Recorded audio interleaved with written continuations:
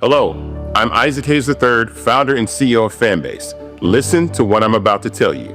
The window to invest in Fanbase is closing. We've raised over $10.6 million of our $17 million goal. That means there's room for less than 6,370 people to invest in Fanbase for the average amount. The minimum to invest in Fanbase right now is $399. That makes you an owner in Fanbase today. Go to startengine.com/fanbase to invest. Why? Because current social apps have taken advantage of users for far too long, with content suppression, shadow banning, harmful racist content, and no real tools for monetization and equity. Fanbase has over 1.4 million users and counting, allowing anyone to reach all their following and monetize their content from day one. Social media is the new TV, and whoever owns the apps that distribute that content have the opportunity to own potential billion-dollar companies. While big platforms with uncertain futures are failing to serve their users, Fanbase is stepping up to fill the gap. Don't wait until it's too late. Invest now, invest for yourself and your future. Go to startengine.com/fanbase and own the next generation of social media.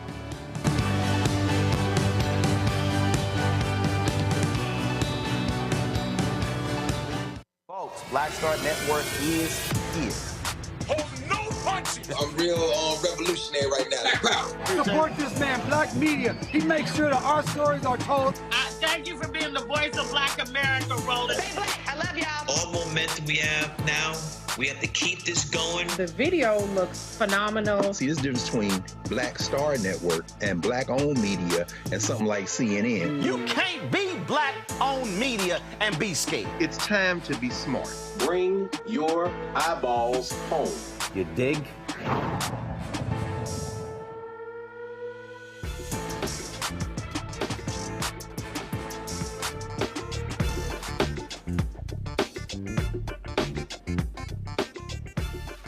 It's Thursday, August 7th, 2025. I'm Dr. Gbenga Ajilore, filling in for Roland Martin today. Here's what's coming up on Roland Martin Unfiltered, streaming live on the Black Star Network. Texas Governor Greg Abbott says the state and possibly even the FBI is tracking down Democratic lawmakers who fled to stop the GOP's redistricting plan. We will talk to two of those lawmakers, State Representatives Manuel and Ashley Simmons, about what's really going down in Texas and what's at stake. Also, those new tariffs, they just kicked in today, and they're the highest we've seen in modern U.S. history. We're talking record high import taxes, what that means for your paycheck, your bills, and your business. Economist Gbenga Ajilore and supply chain expert Jennifer Barbossa will break it all the way down. And Defense Secretary Pete Hegseth is spending $10 million to bring back Confederate monuments. Yeah, you heard that right. We'll unpack the politics, the price tag, and the message behind the move. It's time to bring the funk on Roland Martin Unfiltered, streaming live on the Black Star Network. Let's go. He's got it. Whatever the miss, he's on it. Whatever it is, he's got the scoop, the fact, the find. And when it breaks, he's right on time and it's rolling. Best believe he's knowing. Putting it down from sports to news to politics. With entertainment just for kicks, he's rolling. It's on go, roll, y'all. It's Roland Martin, rolling with Roland now. He's funky, he's fresh, he's real, the best, you know he's Roland Martin.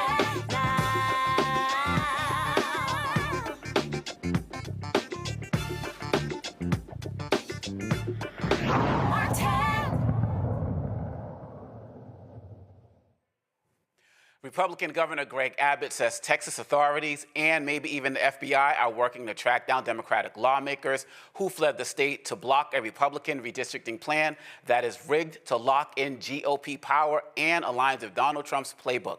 Senator John Cornyn claims the FBI is already helping, but legal experts aren't so sure. They say the FBI usually stays out of state political fights. Democrats are calling this a dangerous abuse of power and a threat to democracy. Joining us tonight, Texas State Representatives Manuel and Ashley Simmons. Thank you so much for joining us tonight. My first question off the top, Representative Ashley Simmons, how are you doing right now? Hanging in there, hanging in there. It's an interesting situation to be in. But this was so important for our communities for us to make this really hard decision. So I'm just, it's a lot of different emotions right now. But we're resolute. We know why we're here and we know what we're fighting for. And Representative Ashley Simmons, when people talk about this idea of you all are fleeing, what does that conjure up in your mind? Because for so many of us, it conjures up this idea of these people are cowards. They're scared to take a stand. How do you want to reframe the vocabulary around this? So, I like to be very clear. I'm from Houston, born and raised. I grew up in Third Ward. I've never run from a fight in my life. If anything, we're bringing the fight to the streets and going directly to, Democratic governors and our colleagues who are elected officials in other states and Democrats to kind of spread the word. And I keep saying that Texas is the canary in the coal mine. This is not Vegas. What happens in Texas does not stay in Texas. And what Donald Trump is asking our governors to do and in a way forcing our governors to do will have nationwide impacts. It's not just the loss of 5 congressional seats in a racist power grab. It's what does that mean for the majority in Congress when our people are already suffering so much? And Representative Manuel, can you follow up on that? So many people talk about, this is just a Texas issue. But as Representative Ashley Simmons is saying, this is a national issue. Can you talk about the implications of what you're doing nationally? And also let us know how you're doing personally. This has implications because it's going to change what kind of representation is there in the White House. And if there is investigations in the White House, or if there's investigations anywhere. How I'm doing is I'm resolved in what I'm doing. I'm here for the fight. I am hoping that we continue to be able to fight and stay out with the rest of our Democratic colleagues. But this is just a sham that is taking away voting rights from particularly Black and brown people throughout this state that is going to end up reverberating across the entire country. And people, when they're saying that we're fleeing, Rep. Simmons said it the best. We are bringing this to the people because we only had one hearing over these maps with 33 million Texans. So Texans don't even by and large know about this unless we did bring these to the streets and say we're not going to sit in this gilded palace and just sit here and say we know it all. We brought it to them. We're bringing it to the streets. This is something that they can't do, and this is something that we're going to continue to do as long as we possibly can. And I want to be clear, too, breaking quorum is a tool. It's mentioned in our Texas Constitution. It is what the minority party has in their toolbox. And it can be seen as extreme or a nuclear option, but it was a way for us to stop the process, stop business as usual, and give ourselves an opportunity to talk about what's really going on. Like my colleague said, one hearing with maps for a few hundred Texans versus a state of 30 million. I mean, that is completely unfair. And I want us to also remember Texas meets on a biennium legislatively. That means we just got out of a session for 140 days. The governor called us back for a special session. 30 days, limited in scope, is only what he allows us to do. And so this was supposed to be done in the cover of night. It was supposed to go through really quickly, circumvent and bypass normal democratic procedures, and the Democrats in the House were supposed to just lay down and take it. And I don't think that's what we were. I don't think they expected us to stand up the way that we did. And could you also educate us a little bit more, Representative Manuel, because I feel like for us who don't live in Texas, we were under the impression that y'all were supposed to be coming into session to talk about flood relief, to help the people of Kerr County, to help all of the victims. And then all of a sudden, Donald Trump makes a phone call and we're having a conversation about redistricting, and you have to leave the state in order to protest. What's being played right here are political games. The governor, the lieutenant governor, and the speaker have a right to get into a room and completely fund these programs without us even having to have a special session. They could have done this weeks ago, but what they're doing is they're lying to people and they're telling people that we're not here doing our jobs. I lost 5 constituents from my area in this flood, so this is vastly important to me. We had the highest record of recorded rainfall in human history in Jefferson County during Harvey. So flood is on the top of my list and what I ran on when I ran for office. This is a game, and this is a political stunt for people who are running for re-election, and they're using black and brown bodies as an excuse to say that we're lazy when they have not done the job that they were supposed to be doing for all these years, and now somehow we're the ones that are to blame for this. This is smoke and mirrors. I hope people see through this, and this is one of the reasons we are out here talking to people, to let them know you're being lied to. And the implications of this are going to be disastrous, because Florida has just filed to have a select congressional rehearing committee as well. So they're about to do this next. And then it's going to be Ohio. It's going to be in every different state. And we're going to end up losing representation over gerrymandering. Absolutely. And I want to come back to you, Representative Simmons, on this particular take by Governor Abbott talking about these maps. Take a listen. So most people know that at the beginning of a decade, all states go through the redistricting process based upon what the new census shows. Since that redistricting process took place, two things have changed. One is the law, the other is the facts. The legal change was actually catalyzed by the Democrats. Democrats filed a lawsuit in 2022 that was decided last year, where courts decided that Texas is no longer required to have what are called coalition districts. And as a result, we're able to take the people who are in those coalition districts and make sure they're going to be in districts that really represent the voting preference of those people who live here in Texas. And then the fact that's changed, we saw in the aftermath of the Trump election that an overwhelming number of Hispanics and blacks, as well as others, chose to vote for Trump. 4 of the 5 districts that we're going to create are predominantly Hispanic districts. Right. They're going to have to be voting for Republican as opposed to Democrats. Democrats think they have an ownership right to voters who are Hispanic or black. They're now learning the hard way. Those voters are supporting Republicans. Representative Simmons, your response. So I'll go ahead and say this and try to keep it Christian and rated G as possible. Our governor has a very interesting relationship with the truth. And by what I mean is he's just flat out not being honest right here. And you can even look at the stats and the facts from the last election alone. First of all, Texas is not a red state in the way that we talk about red states. If anything, it's a non-voting state, right? We have millions of voters and people who are registered but who just don't come out. But on the other part of that, you can look and see the last election between Donald Trump and Kamala Harris and what those numbers were.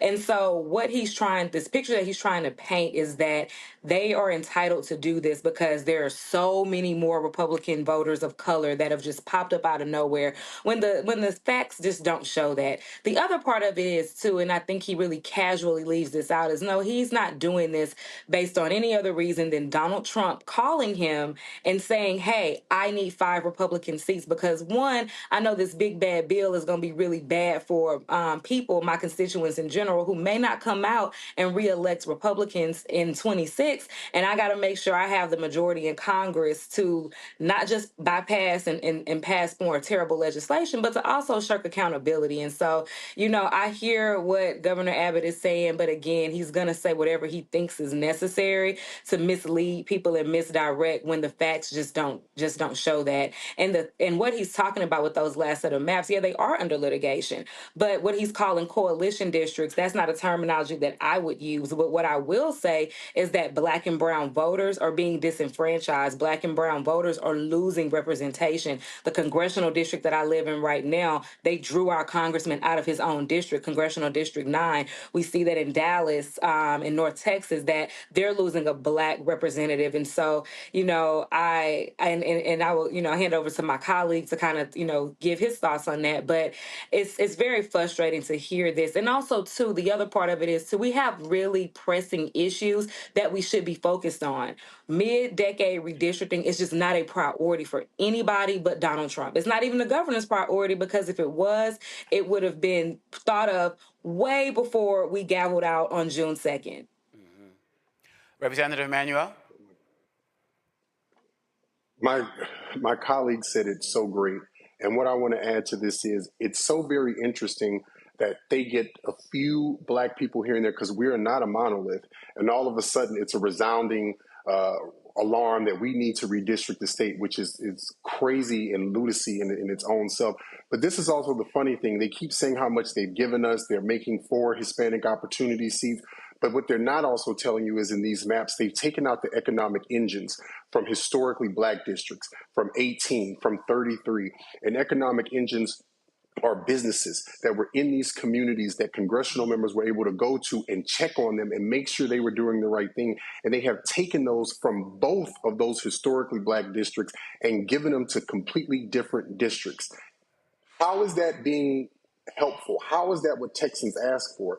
This, again, is smoke and mirrors. This is them playing political games with people's lives, and they're all of a sudden saying that they want to follow the law. Well, we have laws that say we should be putting air conditions in prisons. We still haven't done that one. We still have people who are dying of heat exhaustion, but somehow, all of a sudden, the people's will needs to be done, and we need to follow the law, but we're not even doing that with other things that we're supposed to be doing. So please forgive me for saying this. It's a sad day when people will use black and brown bodies to get their own political agenda and not care what kind of harm and what kind of devastation that they will leave us in, all for the tool of saying, all of a sudden now we want to win. No, they're scared that they know they're going to lose in this midterm, and they're cheating to try to get ahead. In just this very short time, you've been enlightening us both with this information. I have a panel that wants to get in on some questions, but we're going to take a short break and get right back and introduce the panel because they would love to get some questions in with you as well. We'll be right back to Roland Martin Unfiltered right here on the Black Star Network.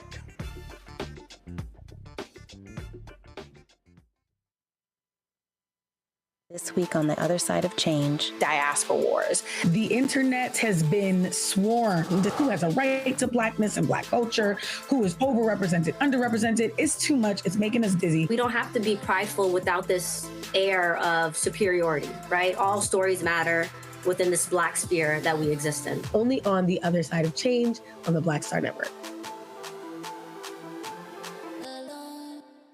What's up, everybody? It's your girl, Latasha from the A. And you're watching Roland Martin Unfiltered.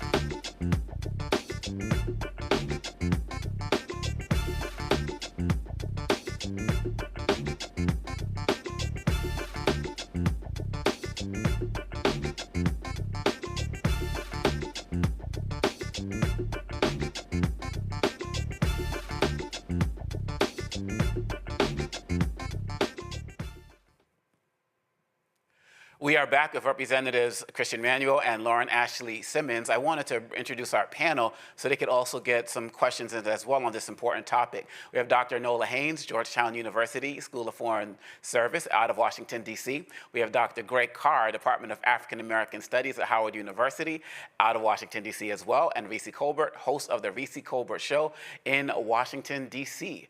Nola, your question. Thank you so much for this very... To say interesting isn't a strong enough word. My question is, Republicans have a way of messaging, and everything isn't always about messaging.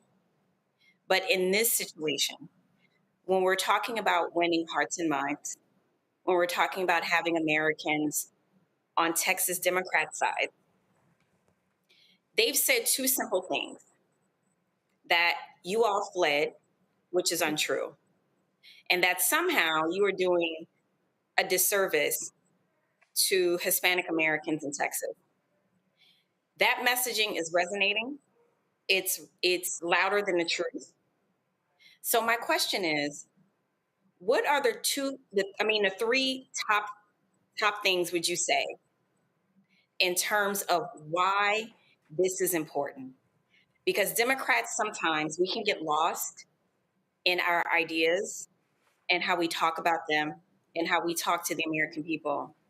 So what are your top 3 things you would say to the American people as to why this is important? And thank you for what you're doing. Thank you. I'll go ahead if that's okay, Rep. Simmons. I'll say for me, one is we have to show the commonality between everyone else. I come from a coalition district. I'm in East Texas. That used to be a real strong coalition district, and it has absolutely destroyed working class East Texans. The other way that I've also talked to people about this when I can is to show that we're not gaining Hispanic seats, we're not gaining Black seats. What we're doing is we're packing them into districts, and we're also separating them and causing them to have friction with one another. And another way that I have also tried to frame this to people is you are literally giving away your voice, and that with the way this process is going, it will take 4 Black votes to equal 1 white vote in every election from this point going forward. That is less than what we were considered when we were slaves. And also, I have reminded people, I think we often go to the civil rights movement, and I'm not saying that there aren't parallels, but this is actually more in line with Reconstruction, and how after slavery, when we started these processes, these were the kind of tools that were used to tear people apart and make them be separated. I think it's also hard because you're right, sometimes we do get in our own way.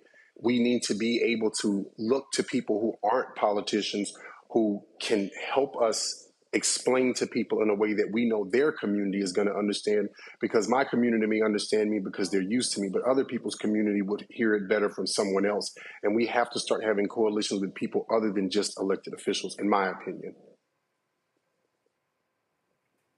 Representative Simmons, did you have anything you wanted to share on that before I toss it to Reese? Yeah, thank you for bringing up that point, Risa. That's not something that I had heard, mainly because our Mexican-American caucus, I think, legislative caucus has been pretty clear about how this actually weakens their voices representation-wise in a lot of ways.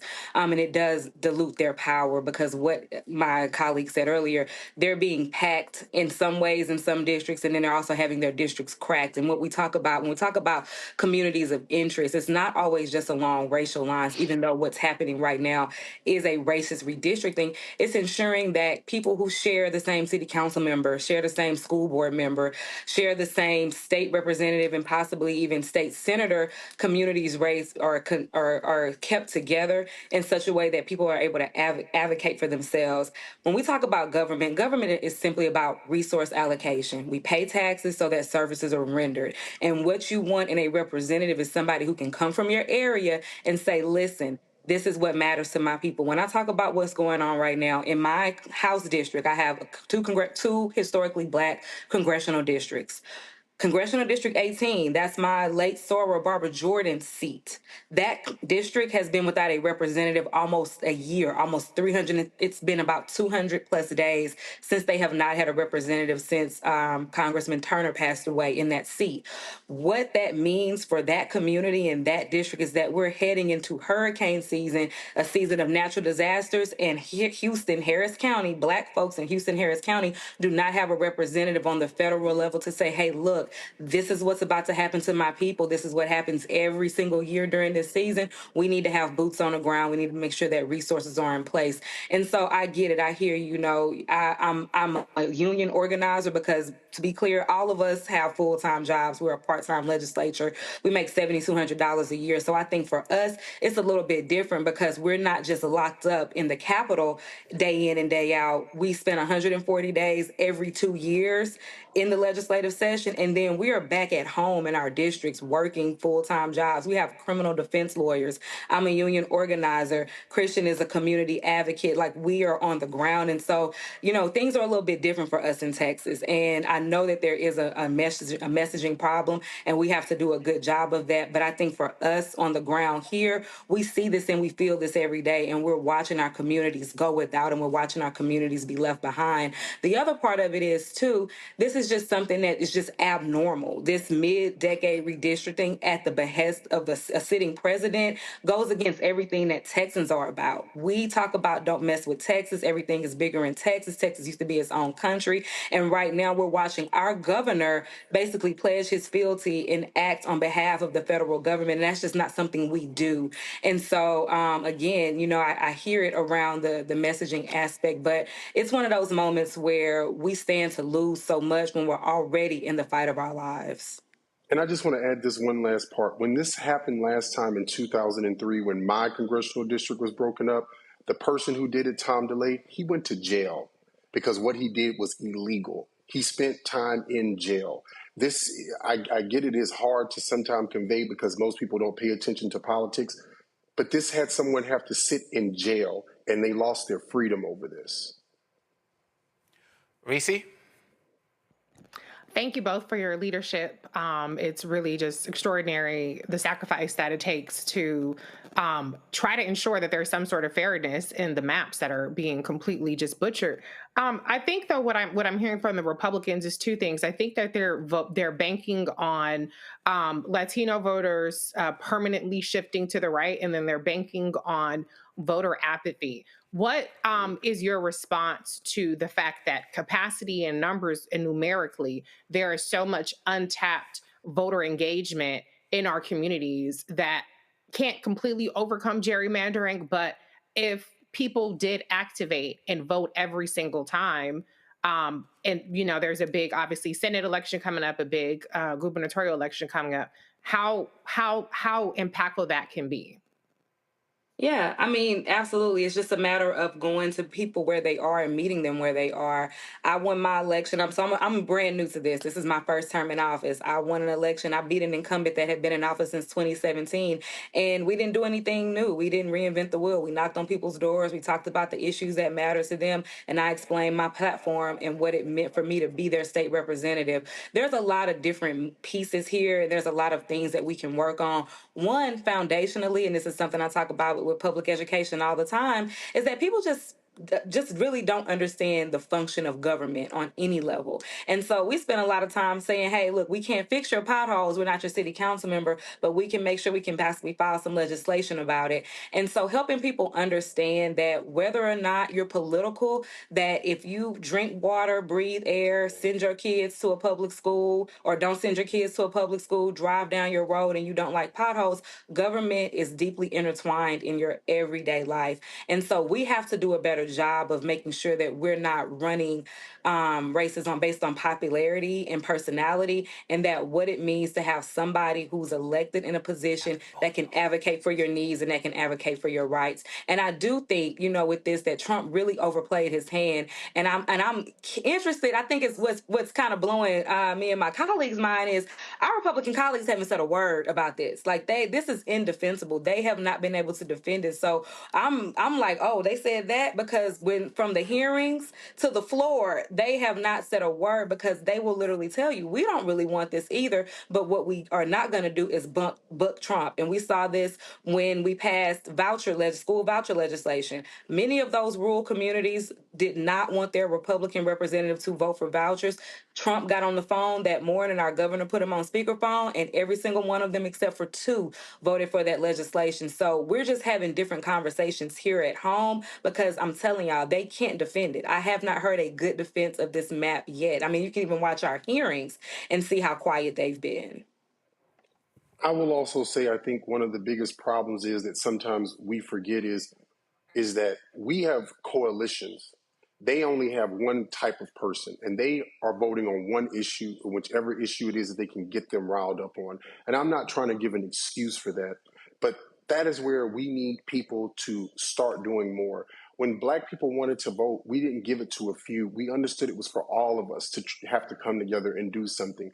And the voter apathy, I think, is really, we have this appetite of we fix the problem, is done, or we tried to fix the problem and it's over, where they go to a point of where they plan and they get things together and they work on these processes, and then we continue to do the work. We continue to try to get these mechanisms going. And then when everything seems comfortable, one issue that we mess up on, it seems like we're not doing anything. when all they're doing is fear mongering on abortion or transgender rights or something that is not even a part of 1% of the population, and then people just sit out, and then we need to find a way to garner support from Black women, Black men, Hispanic women, white men, white women, biracial people, Asian people. We have so many different areas that we have to hit just to get one person out to vote sometimes. And I'm not saying it's an excuse. I'm saying, as I always tell people, if you spend an hour of your day doing nothing, a Netflix show is about 42 to 45 minutes. Can you give us 15 minutes and just say, I'm going to be civically engaged? Because we need that help too. And sometimes I think people think once we get elected, we can do everything, but we can't. And we have to realize we are a big tent party that has to have the entire tent helping the one person that they have used to be their voice. But it can't just end with that representative. It has to also trickle down to everyone else that supported that person, because there is no way that one elected official can do it all, especially when we have a voter base that is just so vast, so wide, that has so many different issues, and all they have to do is walk in and say God, guns, liberty, and abortion, and then they get their votes. So it's a very different calculus for us, and we need help as well, as people keep saying they want help from us. Greg? Thank you, brother, and thank you, Representatives Manuel and Simmons. I want to pick up with that, Brother Manuel, with what you just said. Why in your minds, both of your minds, is it different? These are white nationalists. They're white supremacists. When I think of the battles in Texas in the 1930s and 40s and 50s, the voting rights battles, I don't think of a when they go low, we go high strategy, this broad-based multiracial coalition, and we're going to keep going. I think of a knockdown, bare knuckle brawl. Why is the message of God's guns, gays, too often enjoined and kind of confronted by the message of we need to get past that, we need to think about how this benefits all of us? How can we strengthen the messaging so that it does not present as a kind of we're extending olive branches while they've got jackknives cutting our throats? Why is it different in terms of the messaging in your minds? Because I can sense not only the frustration and the anger, but the sense that you're crystal clear about what this is. When can we call a thing, in other words? I think legislating fear is easy. It's easy to scare people in thinking that there's not enough resources available. That scary Black or brown person is going to take what you have. There's going to be a trans person in the bathroom, and if you go in there, somebody's going to, take your kids at night and change their gender. When you have those scary messages being fed to people who are already fearful, who already are having a hard time, who are already being taught and primed to not trust their neighbor, it resonates in a very nefarious way, but it motivates people. And what we have to do is we have to kind of have sometimes some, not wonky, but some serious conversations about why somebody is trying and is hell-bent on scaring you, because they know that they don't have anything else to talk about. We passed legislation this session to help Elon Musk. We passed a bill to put the 10 Commandments in the classroom. Like, when you talk about what actually comes out of that building, the things that we see during a session, it's not for working people. This is not making anybody's property taxes lower. We haven't lowered rent. We haven't made college more affordable. We haven't done any of that. And that's the thing, what happens in Texas is they don't go home and run on that. They run on the fear, because they know if you start getting into the weeds of, well, why did you vote for a capital gains tax break when you have no billionaires or no wealthy people in your districts? And they don't really have an answer for that. And so we have to have those conversations that sometimes are not as sexy. They're not as engaging.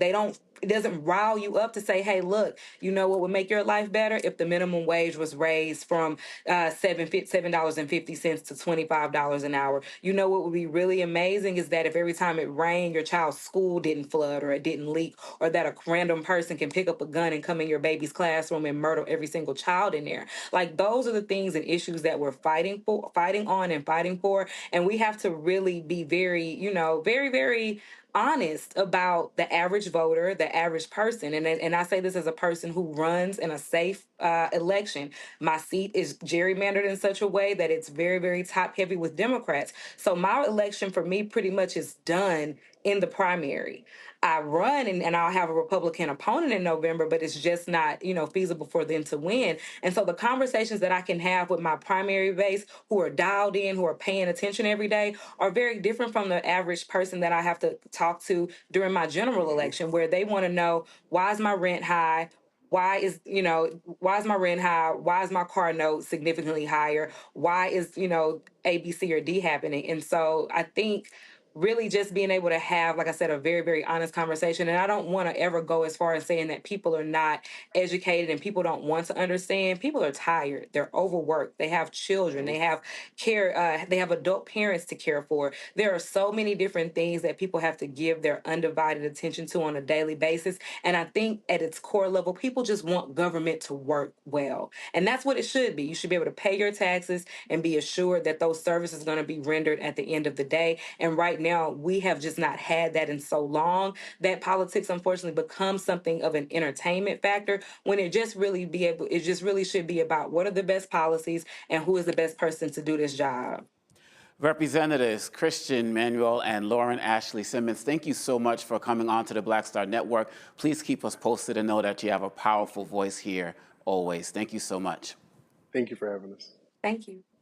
And we'll be right back with more Roland Martin Unfiltered right here on the Black Star Network. Next on the Black Table with me, Greg Carr. The United States is the most dangerous place for a woman to give birth among all industrialized nations on the planet. Think about that for a second. That's not all. Black women are 3 times more likely to die in this country during childbirth than white women. These healthcare systems are inherently racist. There are a lot of white supremacist ideas and mythologies around Black women, Black women's bodies, even Black people, that we experience pain less, right? Activist, organizer, and fearless freedom fighter Monifa Akinwole-Bandele from Moms Rising joins us and tells us this shocking phenomenon, like so much else, is rooted in unadulterated racism. And that's just one of her fights. Monifa Bandele on the next Black Table here on the Black Star Network. This week on the other side of change. Diaspora wars. The internet has been swarmed. Who has a right to Blackness and Black culture? Who is overrepresented, underrepresented? It's too much. It's making us dizzy. We don't have to be prideful without this air of superiority, right? All stories matter within this Black sphere that we exist in. Only on the other side of change on the Black Star Network. What's good, y'all? This is Doug E. Fresh, and you're watching my brother Roland Martin Unfiltered as we go a little something like this. Hit it. It's real.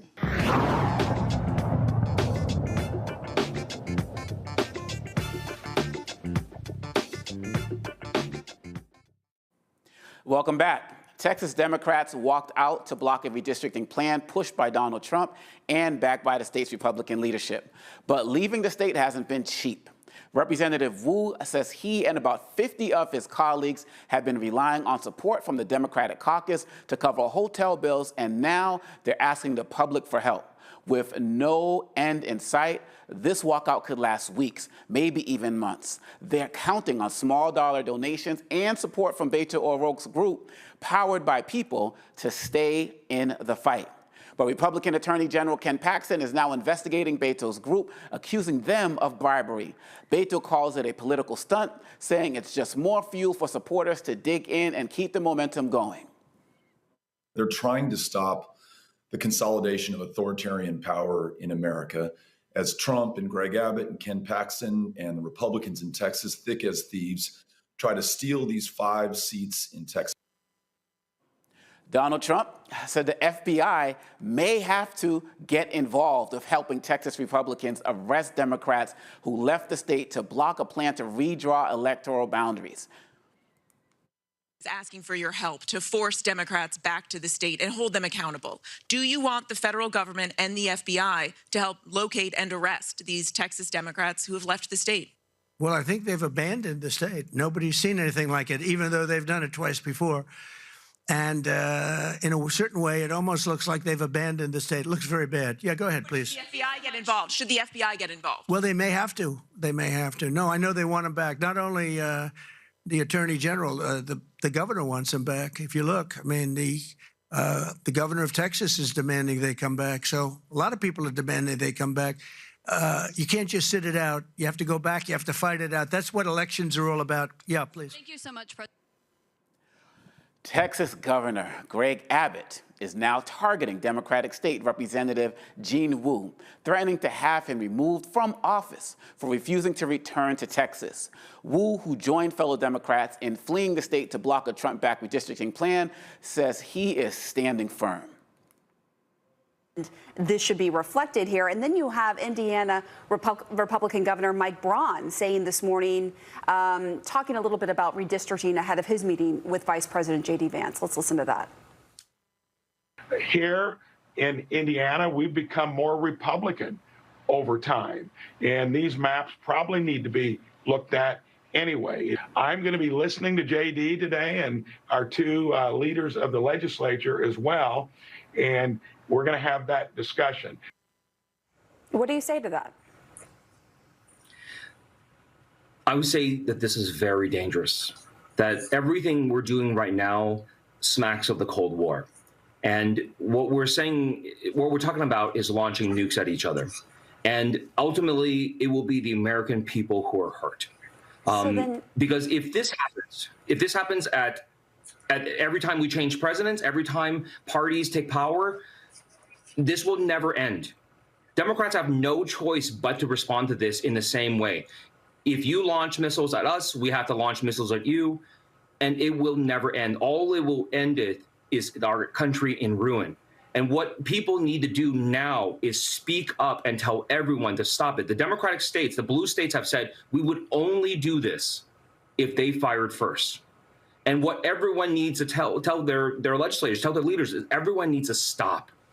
If you believe in a country that still values hard work and fair play and following the rules, like, you have to stand up and speak up for it now. Not whoever wins this one time, you get to rewrite all the rules whenever you want. That's not the American way. That's not the way we should work. And if we don't fight against that now, once this happens, that's the end of our democracy. That's the end of our republic. Now, Greg, I am hearing, every time I see these conversations going, I'm hearing so much historical references, weapons of mass destruction being employed, war, we're going to war, people bring up dictatorships and all of these different things. When you're hearing what's going on with this battle with the representatives and the historical context that keep being brought up, people are talking about mutually assured destruction and all of these war references, what are your thoughts as it relates to that? Probably the same as yours. Doc Omekongo. Same as yours, the same as we've been saying all along. At the end of the day, Representative Wu's not wrong. It's the end. You'll notice that I don't have a whole lot of tears to shed about that. This is a cold civil war. We've been saying it all along. It's heating up. There's absolutely nothing surprising here. These are white nationalists. This is their death rattle. It's the end of the white republic. Now, what will replace it remains to be seen. We know specifically in this context that the next step will be the federal courts. The question will become whether or not the maps as they exist now will be left in place while this works its way through the courts. I expect that a federal district court would probably issue an injunction. Mm-hmm. The racist state of Texas is in the increasingly racist and white nationalist 5th Judicial Circuit, which that circuit court might overturn or release that stay, remove that stay, and then it'll be on the docket to the increasingly white nationalist U.S. Supreme Court. And if past this prelude, they're going to lay down and roll over and show their collective belly to Donald Trump, so he'd allow him to scratch their belly, and then that would leave Ketanji Onika Brown Jackson to dissent after they issue an opinion from the docket to lift that injunction. But that remains to be seen. But he's not wrong. When he says the end of our democracy, it was never a democracy, sir. This was always a white republic, and he's absolutely right. And this is why, as principled and as absolutely accurate as Representative Simmons' answer to my question was, it is also not an answer at all. White nationalists are dying, and this is their dying fight. You don't beat their dying fight by trying to remind their voters that they're harming themselves. Suicide is part of white nationalist illogic. You've got to break their political backs. And that means Illinois, that means California, that means New York, that means everywhere else to assure mutually assured destruction. Then we build something else or not. That's deep. That is so profound in what you're saying. And VC, I'm hearing all of these conversations about, we need Democrats to fight back. We need Democrats to fight back. And now we're seeing in some states with Pritzker and in California and New York, people are talking about fighting back. But now when I see some of these governors and other Democratic politicians on these news stations, it seems like the media is putting pressure on them. Are you doing the right thing? Is this something you should be doing? Are you any better than the Republicans by doing that? And my response was, I thought this is what people wanted. How do you see it? Well, here's the thing. Democrats have righteousness on their side. It's indisputable that what they're doing is the right thing. The problem is that this country does not vote based on righteousness. This country votes on self-preservation and that alone. And so that's why the whole idea of trying to appeal to people's desire to hold on to democracy and saying this isn't who we are, it's exactly who the fuck we are. Okay? This country has always been about holding on to power and maintaining it. Republicans have just taken it a little bit more seriously than Democrats have. And so what Democrats really should be focusing on is explaining to people that this is not about saving democracy. This is about Republicans trying to be able to rule with impunity. The reason why Republicans are doing this right now is because their policies are shit. It's because the big, beautiful bill is going to make more people homeless, is going to strip tens of millions of people from their health care, and they're going to undo every single investment, as Representative Simmons said, the government is about investment in the American people, and divert all of the money from the federal government to the pockets of the wealthy. So when Democrats get real about what really animates and motivates the American people, maybe they can make some headway. They're not going to ever be able to get MAGA to switch, but they can maybe get some of those 89 million sorry ass motherfuckers who did not vote. Like, this was the biggest threat in Donald Trump and Project 2025 to our self-preservation, to our damn planet when it comes to climate change. If you bring that in there, then maybe we could start talking. But this whole talk about democracy is the same exact reason why we lost in 2024. People do not care about preserving democracy. They care about what impacts them and them alone. I hear that. I received that for real. Nola, sorry. They talk so much about we have laws and we have a nation of laws, but what Trump has revealed to us is that we don't really have laws when it comes to certain things. We have norms. For example, people talking about the FBI actually being used to go and get these folks in tech who are in New York or Massachusetts or California. Some people say that's not what the FBI is supposed to be doing, but Donald Trump is saying, well, we might have to do that. How do you see this breaking down from a national security perspective in terms of what the FBI might actually be doing? Maybe it wouldn't have happened under Christopher Wray, but with a Kash Patel, I feel like anything's possible. I think you're muted. I am. Oh, God, thank God it's you and not Roland. Don't worry. I done seen those videos too. We're good. Cuss out, Nola. Oh, Lord. So, there, from a national security perspective, let me back up a little bit. A lot of Americans don't realize that the FBI is under the DOJ. Now, we are talking about agencies that are perceived to act independently. But any person, like when you are appointed, when you are part of the cabinet, there is the idea that you serve at the pleasure of the president, which is a confusing sentiment in and of itself. Because in one instance, it's as if the president is the monarch and you work at the pleasure to please the whims of that president. While an agency like the FBI and a Department of Justice, they claim independence. So one of the things that I have been talking about for years is we need to clarify this very blurry line between norms and laws. And what Trump and his ilk has done effectively is find a loophole everywhere because there are norms everywhere. Because the way that so much of this was perceived was that you are operating with folks who are moral. You are operating with folks who have decorum, who will operate within statesmanship. None of that applies to them, especially with Greg is saying people need to understand this is a fight for certain white folks' soul in this country, that they believe that by any means necessary, they need to preserve their country. It has nothing to do with politics. And Democrats, we are largely approaching this problem as if it is still a matter of politics. They have a war-like frame of mind, and we haven't gotten there yet. So from a national security perspective, yes, the FBI is an independent agency that is under the Department of Justice, and the Department of Justice is supposed to act as an independent agency. However, you still serve at the pleasure of the president. So that's a lot of confusing,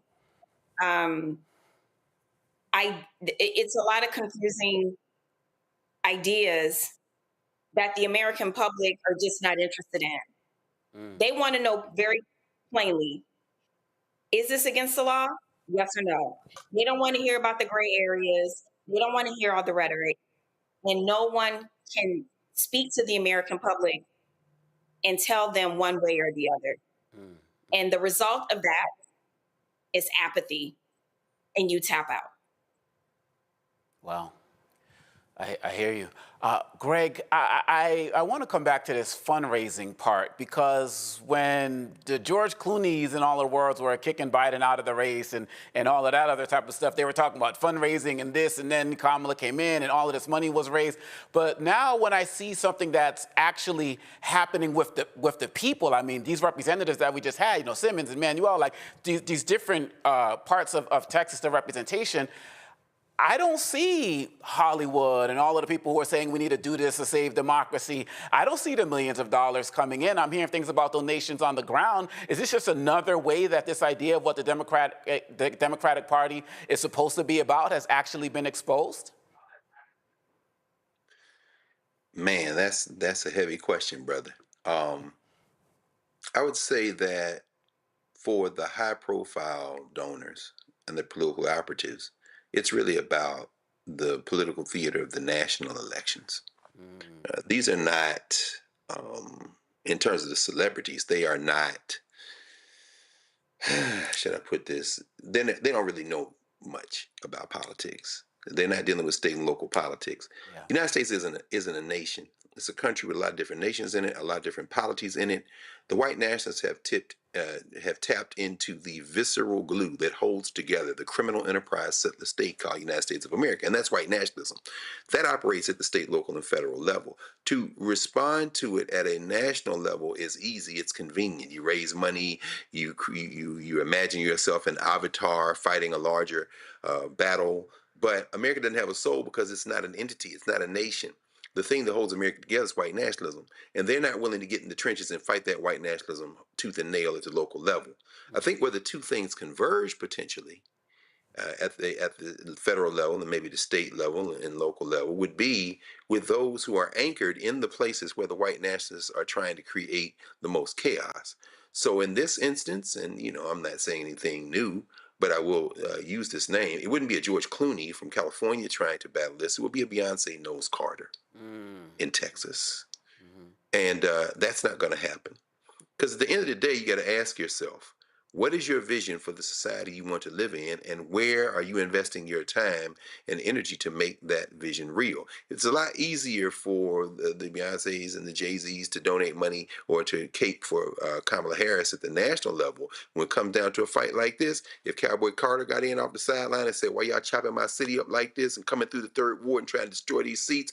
I'm dumping everything I have and carpet bombing you politically on that." Oh, I'd like to see that. And maybe to come to that one day, but I have no real faith that it will, because I understand the United States of America, and it's coming apart at the seams because it was inevitable. Wow. So, Reese, if what Greg is saying is true, the Megans, the Beyoncés, may not get off the sidelines. Exactly. What happens here? I mean, these individuals are leaving their homes. This week was the first day of school for some of these representatives' children in Texas. I remember seeing a story about Representative Ramos, who has a daughter with a medical condition. If they're trying to do this off of small donations, and this is supposed to possibly lasting weeks, are you optimistic about what's going to happen here? Are they delaying the inevitable? Because one thing I noticed about Trump, as crazy as everybody says he is, and all of the deranged things that he does, one thing is he is very patient. He talks like he's always in a rush, but he's very patient about waiting things out. And it feels like this is something he feels very comfortable that they can wait out. But can the Democrats, can they afford to do the same if it continues to go like this? Do the big names need to step up, or are we just on our own here? Well, I wouldn't say that Donald Trump is patient. I would say that Republicans are relentless, and they will keep at it and keep at it and keep at it, whereas Democrats will, pack their bags and go home and be like, "Oh, well, I don't know, but we tried. Better luck next time. Better luck in 4 years." And so that's the big difference. And then, to Dr. Carr's point, we have celebrities and Democratic donors who they show up for moments. Whereas on the Republicans, they invest in movements. And movements aren't always about the splashy moments that you have. They aren't always about, like, for instance, when we reorganized around viral headlines or like around national elections. They will pick a Charlie Kirk, who was a high school kid, and dump millions of dollars into him and build an empire around that. And Democrats and people of conscience, as I like to say, just don't have the patience. They don't have the willingness to invest in movements in the same way. Then you have the purity politics of it all. Then you have, you can't take PAC money. You got to have small dollar donuts. And can I get $5? Can I get $5? And people ain't got $5 right now. The economy is tanking. 300,000 Black women have lost their jobs. And so we're not well primed for this moment. Republicans have Project 2025. They've been playing the long game. They did the long game on Roe v. Wade. They're doing the long game on the Voting Rights Act, the long game on Civil Rights Act. And we are constantly fucking winging it with hardly any resources, trying to play catch up, trying to make $1 out of 15 cents.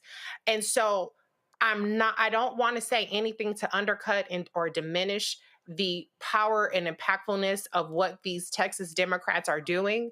But what I will say is that Democrats cannot put all their eggs in these sorts of tactics and this kind of basket. Democrats need to get real about the billions of dollars it's going to take and the decades it's going to take starting yesterday to undo all this. And they need to start getting real about the fact that a lot of people in this country don't give a damn about the laws versus the norms. Donald Trump was reelected with 34 felony convictions and 80-something indictments. The law is beside the point when people support what you're doing. And I know it's not everybody, but unfortunately, the plurality and the votes that you need are for the white nationalists, or for whiteness, for carnage and destruction. And other people won't get off their ass and get in the ball game. So I'm just saying, what are we doing, Democrats? It can't just be this. It can't just be having individuals sacrifice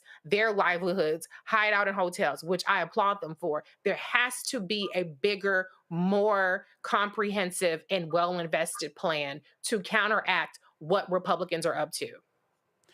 Yeah, it's so interesting that you say that. We talk about Beto O'Rourke is funding, his PAC is funding. I don't hear much from the Stopping Oligarchy tour with Bernie Sanders. I'm not hearing much from the DNC as relates to this fundraising as well. And so I think you bring up some really good points that we have to continue to call out the leaders or the so-called leaders at the top in order for us to make this change. And of course, we're going to continue having this conversation right here on Roland Martin Unfiltered, but we'll be back with some more breaking news and some more stories of the day right here on Roland Martin Unfiltered on the Black Star Network. On the next A Balanced Life with me, Dr. Jackie, we're talking about leveling up, or to put it another way, living your very best life. How to take a bold step forward that'll rock your world. Leveling up is different for everybody. You know, I think we fall into this trap, which often gets us stuck because we're looking at someone else's level up journey, what leveling up means to them. For some, it might be a business venture. For some, it might be a relationship situation, but it's different for everybody. It's all a part of A Balanced Life. That's next on Black Star Network. This week on the other side of change. Diaspora wars. The internet has been swarmed. Who has a right to blackness and black culture? Who is overrepresented, underrepresented? It's too much. It's making us dizzy. We don't have to be prideful without this air of superiority, right? All stories matter within this black sphere that we exist in. Only on the other side of change on the Black Star Network. Hey, yo, what's up? This is Mr. Dalvin right here. What's up? This is KC. Sitting here representing the JODECI, that's Jodeci. Right here on Roland Martin Unfiltered.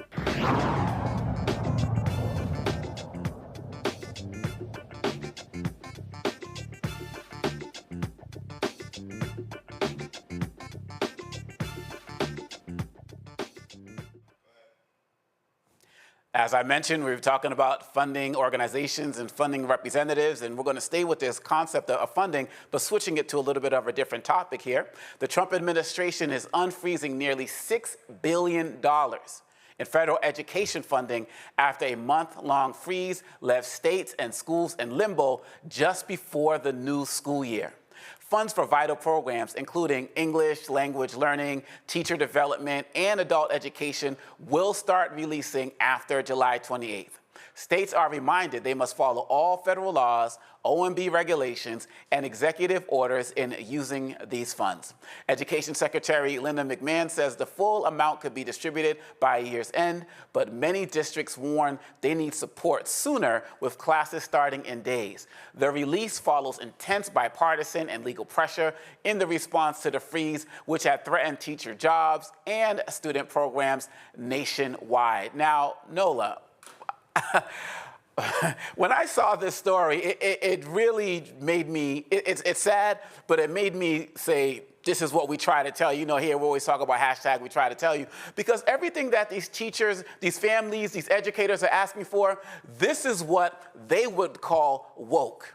Right? And we need after school programs. Oh, we need help for our kids who need occupational therapy in our school. We need the funding for this. When we would talk about these things, they would call it woke, but now it seems that they're kind of messing around and finding out themselves. How do you see it? How do I see it? It's very simple. I think the tactic worked. You scare people, you take resources away from them, and you give them demands, and then they meet them. It's pretty simple. I mean, you discipline children, you discipline animals by taking food away from them, and then you reward them by giving them food. And so the way that this administration is operating domestically and globally is to beat people with a stick into compliance. And sadly, it's working. And so the hoops that people are going to have to jump through to get this money freed, that's also going to include the erasure of Black history. I'm pretty sure the erasure of Native American histories and histories that do not align with the narrative of, Puritanism and, the whole kind of mythological stories that are told in this country about white Americans when they came here. So that is how I see it. I'm happy that children will get resources, but this administration is getting what they want, which is compliance and capitulation, and you have to jump through all the hoops. And we are low-hanging fruit. So that means Black history is no more. Wow. Reese, how do you see this? Because some people say this is part of an awakening of people in red states. They're starting to realize that the Trump policies that they thought were only going to affect people in Black and brown communities are actually affecting them, and now they're going to be speaking up and demanding more. Some people are saying that this is something that they're doing, just to distract from the Epstein files. They're saying we're going to release this stuff right now. Do you see something happening within these rural areas, within these red states, where people are actually starting to get caught or get aware of Trump was selling a bag of goods to them? Or are they really just more focused on what they need in their space in that moment, and the rest of the country be damned? The latter. I mean, of course, all this stuff was going to hit them. That's what Project 2025 was about from the jump. It was not about being solely focused on being disruptive and harming people of color. It was about deconstructing this entire state. It was about a country. It was about reorganizing the social structure of this country. And whiteness can only protect you so much if you're poor. And so, they're starting to realize that these policies are harmful across many sectors. When you're talking about farmers, when you're talking about, people who have small businesses that are being hurt by tariffs, when you're talking about people who their diabetes medication going back up and all kinds of things. But is that going to give them a come to Jesus moment? Absolutely not. Absolutely not. Not when it comes to MAGA. But with that said, not everybody is MAGA.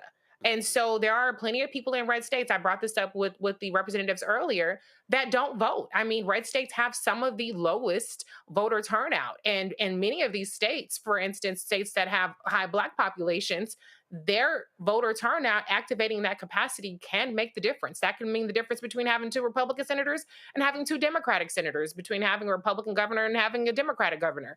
And so, to the extent that people start to realize that that this is going to hurt them and they sat out, maybe they'll get in.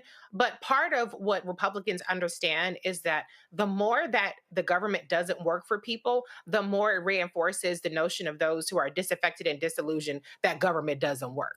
That was their default position going into the administration, and that's going to continue to be their solution. So unfortunately, it is hard to convince those people that what they always thought government wasn't working can be fixed by putting Democrats in office, but God damn it, we got to try. No doubt, no doubt. So Greg, is this going to be another thing of Trump policy whack-a-mole? Because we see this situation with the Department of Education, and they're saying, okay, now we're going to give you your funding back. But I'm also thinking about situations that we've covered here with the EPA and environmental issues that are going on. I'm thinking about other places where, cancer research and funding is being destroyed for other types of diseases and the like. I'm thinking about what RFK Jr. is doing as it relates to vaccines. Are they going to wait for people to fight and protest for each of those things and then say, oh, we'll give this funding back. Oh, we'll give you this little handout right here? Is that their game plan? I think you're echoing Omakongo what Nola said. In the Petri dish, the nut case collection that is now running the federal government, the Petri dish of white nationalists and kooks, and RFK is right at home because they get to exercise all of their fantasies at this point. And to extend Reese to big up Reese for you saying this. This is Project 2025. This is the nasty little piece of work called Russell Vogt. Russell Vogt is a religious extremist, like many of the other ones, Kevin Roberts and others. But it's important to understand let me just sort it out. You got a shakedown artist in terms of Donald Trump, who certainly is trying to continue to change the subject from his deep relationship with his friend Jeffrey Epstein and their friend, who they've now moved, Maxwell, to the prison, and probably trading right now favors, trying to figure out what they're going to do with her. So there's that.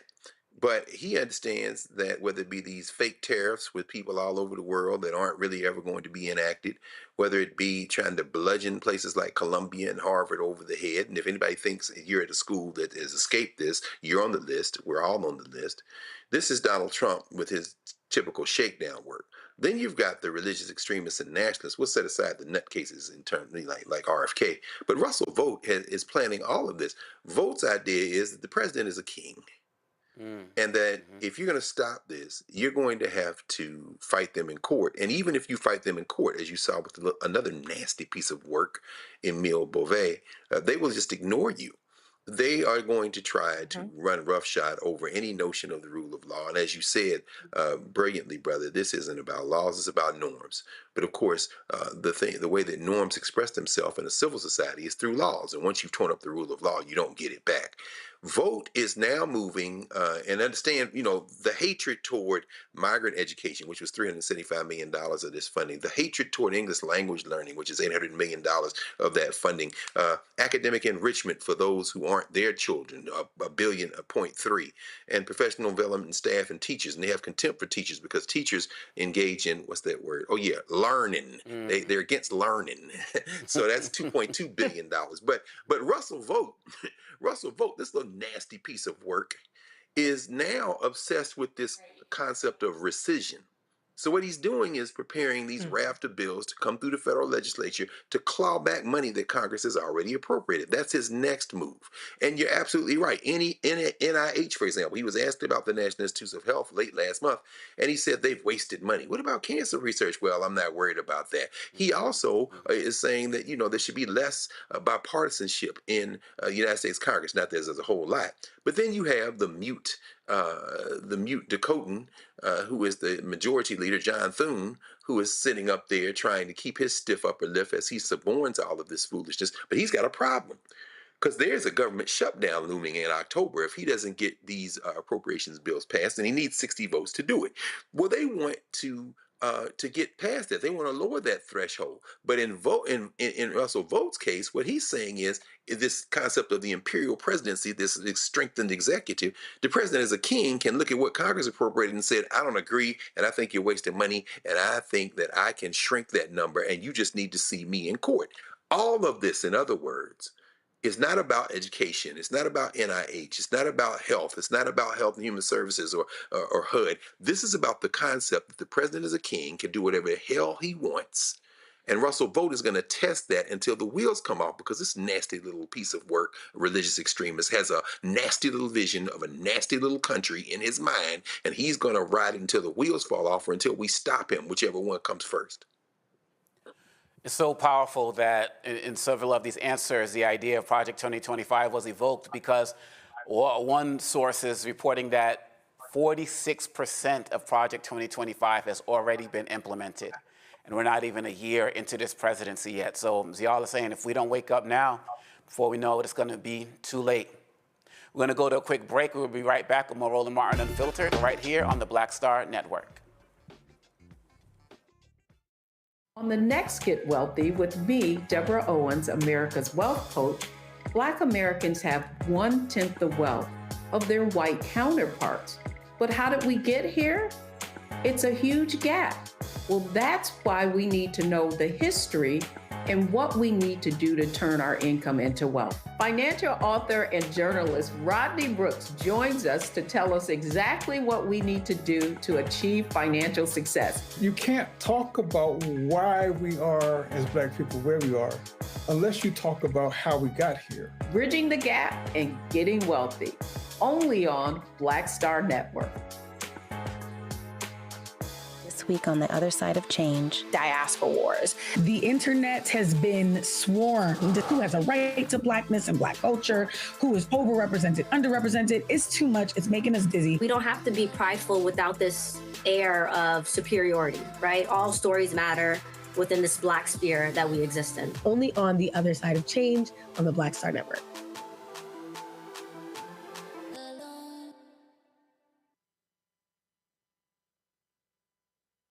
Hello, I'm Marissa Mitchell, a news anchor at Fox 5 DC. Hey, what's up? It's Tammy Roman, and you are watching Roland Martin Unfiltered.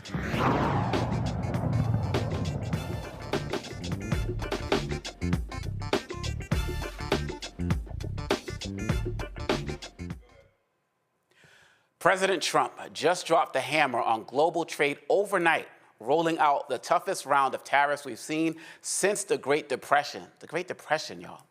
More than 60 countries are getting hit, including major players like Switzerland, Brazil, and India. Some of these import taxes are as high as 41%, and on average, tariffs are now over 17%. But Trump's not stopping there. He's already threatening to hike up prices on life-saving meds, critical tech, and even countries that do business with Russia. So get ready. Everything from cars and clothes to phones and furniture could cost a whole lot more. Experts say the average American family might end up paying thousands more this year. Business leaders are warning this could hit our pockets hard, especially in Black communities already stretched thin. Joining us right now, we have Jennifer Barbossa, International Supply Partners CEO. Jennifer, thank you so much for joining us. Thank you. What is your overall assessment of what's going on right now? Because when I hear some of these economists speaking, or I'm watching some of these other networks talk about it, I hear people saying, well, we've been able to survive, so to absorb the tariffs. The country's not doing as bad as people expected. But my immediate thought was, well, in the beginning, he was talking 25, 50% tariffs. It didn't come in that high, so we didn't get hit that bad, but we're still getting hit pretty badly. Am I missing something? No, you're not missing anything at all. We are going to get hit, and it's going to be a wave effect across the country and multiples of communities. And those that are going to be hit and feel it the most are marginalized groups, communities, small businesses. You know, we're the ones that that do the most consumption. We buy. We're the highest group of population. And so we're going to feel it the most because we don't have the discretionary income to be able to absorb the impact. And, you know, we're not a production country. We're a consumption country. So, Jennifer, I'm so glad that you've been bringing up specifically the small businesses, because quite honestly, I hear people, you know, they'll say, oh, the stock market is doing great, and they'll bring on people to talk about how great the stock market is doing or how great big companies are doing, the Toyotas of the world. But they're not spending enough time talking about what's happening on the ground with small businesses. Can you share what you're seeing and what you're experiencing? Well, first of all, we're not on the stock market. So we're not going to be able to have the power and volume of investors to be able to leverage resources and funding to be able to respond to what's going on with tariffs. So that's the first thing. The second thing is small businesses do not have the funds, the cash flow to be able to sustain on a long-term basis. And when the materials that you need to support your customers, to sell to your customers, are costing more, but you know that your customers are not making more money, especially if you sell to consumers, then you know that your margins are going to get really tight. And then you're going to have products sitting at the port. Every day that you have to wait for your products to come in is more money that you are losing, because how are you going to continue to transfer those increased costs to your customers? At some point, they're going to stop buying. And we're going to start seeing that more and more. And I intend to expect that coming through the holidays and as time progresses. Well, Trump has been very vocal about this tariffs. Let's hear a little bit about what he has to say, and then we'll bring the panel in on the other side.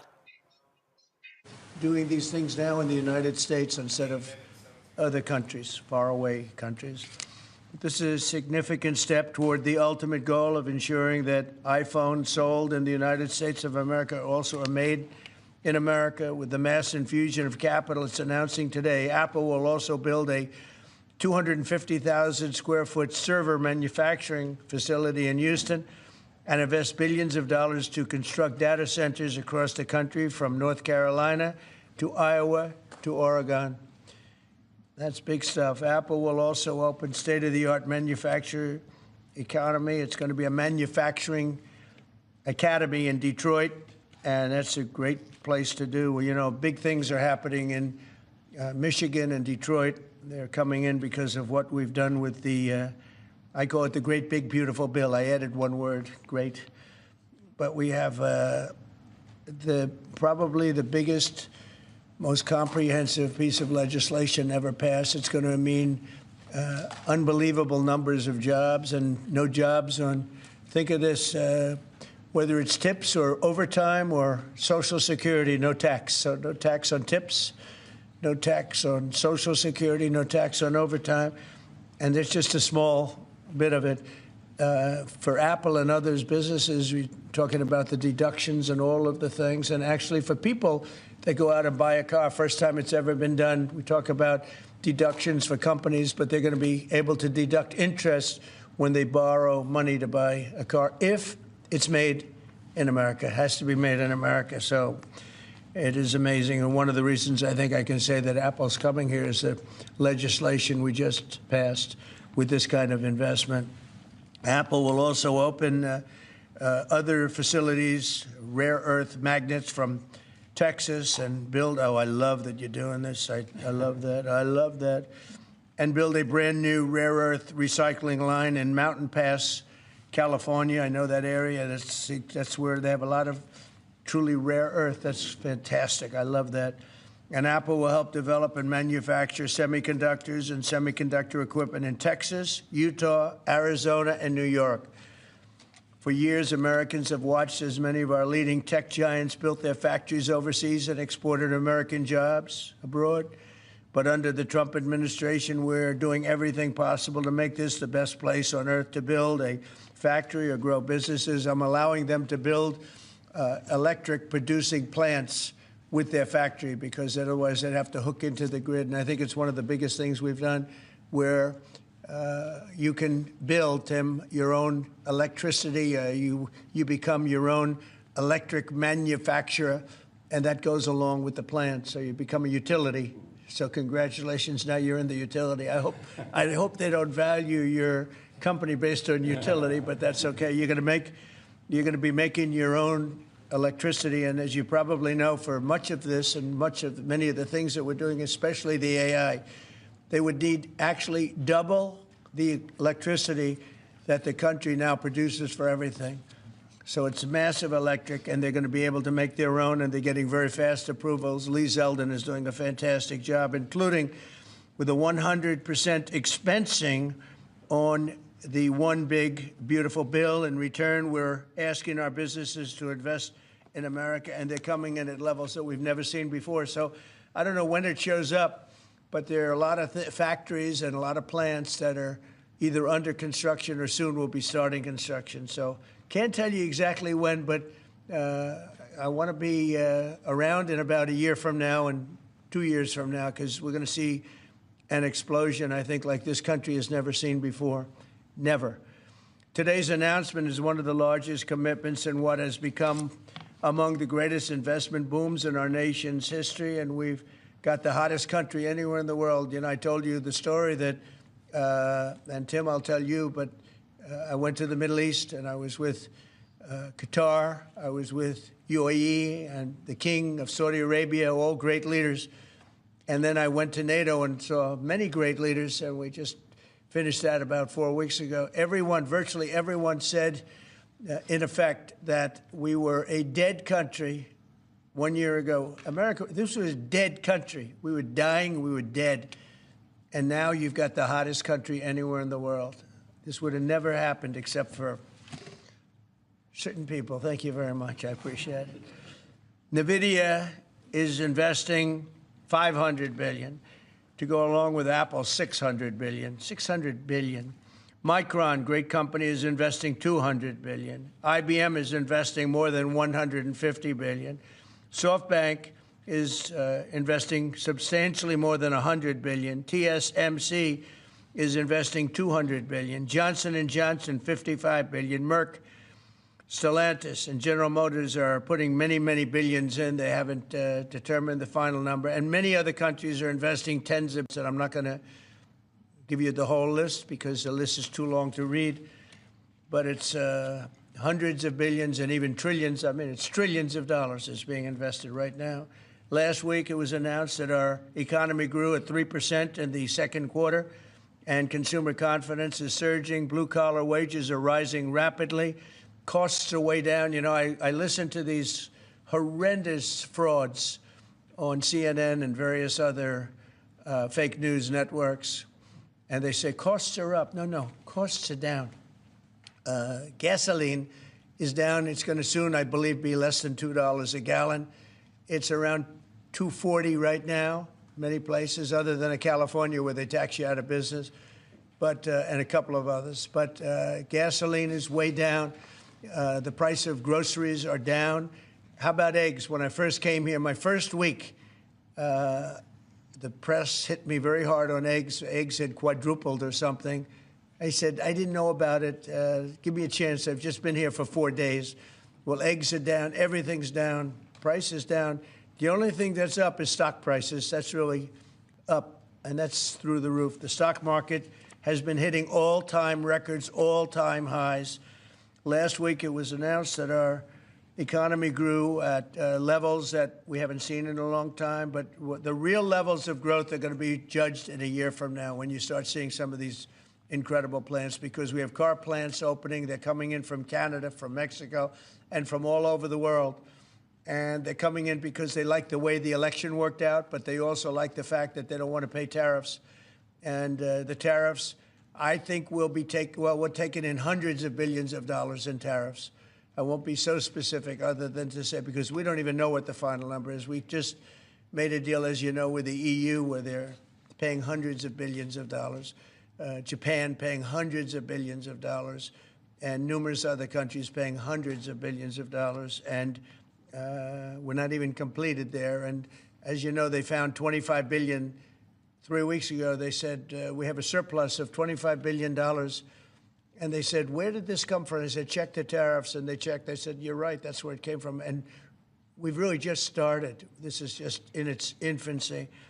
So we have a great country. We have a country that is going to be very rich. It's a country that we're very proud of, but it's going to be very rich. And it's companies like Apple, they're coming home. They're all coming home. So we see there lots of what Trump has been playing as relates to his greatest hits. Basically, he's been talking like this from the beginning. And so there was a lot there that needs to be unpacked. But I want to turn it over to the panel. Greg, your question for Jennifer Barbossa. Yeah, Jennifer, my question has to do with what you think the short and then longer term future of the international economy is, as countries like Brazil, countries like India, where Modi has said would never capitulate, countries like China, which are probably going to attract some of the smaller Pacific Rim and Asian countries like Cambodia, who may start doing business with them more. How do you perceive what Trump is doing? And I don't really listen to Donald Trump. I had to mute a whole lot of it because he's addled, he's incoherent, it's babble, and he seems hell-bent on continuing to create stagflation, even as he maybe be trying to line the pocket of some of his friends in the Middle East, particularly around oil, as we see what he's trying to do in India with Russian oil, and maybe trying to get them to wean themselves, and they're not.